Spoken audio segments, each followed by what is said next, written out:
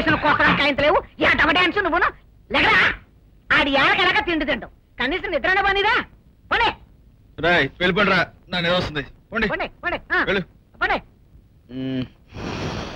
నువ్వు పడుకో అయ్యా పడుకో